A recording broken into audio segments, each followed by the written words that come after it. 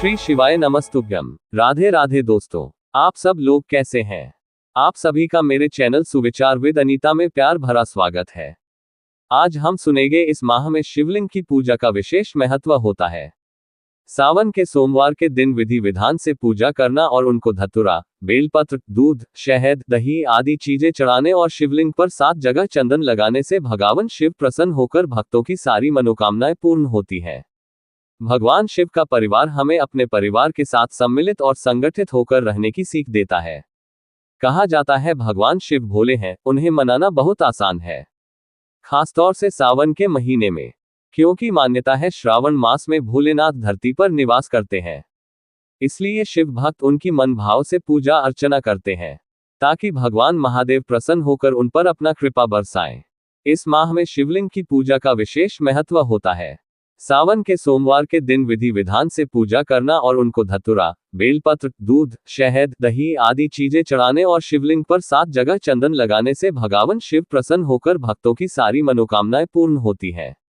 ऐसे में आइए जानते हैं ज्योतिषाचार्य अरविंद मिश्र से शिवलिंग के वो 7 स्थान जहां लगाया जाता है शिव जी को चंदन। सावन माह में किस दिन खरीदनी चाहिए हरी चूड़ी और पहनने का क्या है सही नियम, जानिए यहाँ। शिवलिंग पर कहां कहां चंदन लगाएं? अरविंद मिश्र बताते हैं कि शिवलिंग पर 7 स्थानों पर चंदन लगाने की प्रथा है, जो भगवान शिव के परिवार के विभिन्न सदस्यों को समर्पित है। ये स्थान है शिवलिंग, जलाधारी, गणेश जी का स्थान, कार्तिकेय जी का स्थान, अशोक सुंदरी का स्थान और नंदी के दोनों सींग। यहाँ उन 7 स्थानों का विस्तृत विवरण दिया गया है। 1. शिवलिंग, ये भगवान शिव का मुख्य स्थान है और चंदन का लेप शिवलिंग के ऊपर लगाया जाता है। 2. जलाधारी, ये वह स्थान है जहां से जल बहता है और यह स्थान माता पार्वती को समर्पित है। 3. गणेश जी का स्थान, शिवलिंग के दाईं ओर, जलाधारी के ऊपर का स्थान गणेश जी का माना जाता है। 4. कार्तिकेय जी का स्थान, शिवलिंग के बाईं ओर, जलाधारी के ऊपर का स्थान कार्तिकेय जी का माना जाता है। 5. अशोक सुंदरी का स्थान, जलाधारी से बहने वाले जल के रास्ते पर अशोक सुंदरी का स्थान माना जाता है। 6. नंदी के दोनों सींग, नंदी जो भगवान शिव के वाहन है, उनके दोनों सींगों पर भी चंदन लगाया जाता है। 7. शिवलिंग के पीछे का स्थान भी चंदन लगाने के लिए महत्वपूर्ण माना जाता है। धार्मिक मान्यताओं और प्रथाओं पर है आधारित।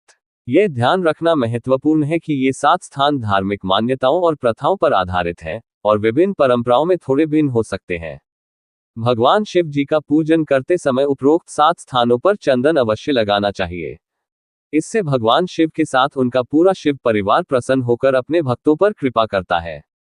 भगवान शिव का परिवार हमें अपने परिवार के साथ सम्मिलित और संगठित होकर रहने की सीख देता है।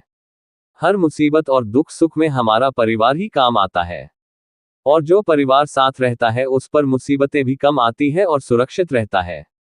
ऊपर सुनाए गए लेख अगर आप लोगों को अच्छी लगी हो तो प्लीज मेरे चैनल सुविचार विद अनीता को लाइक करें, शेयर करें और सब्सक्राइब करके रखें। ऐसी और जानकारियां पाने के लिए मेरे चैनल पर दिए गए बेल आइकन को प्रेस करके रखें। धन्यवाद दोस्तों।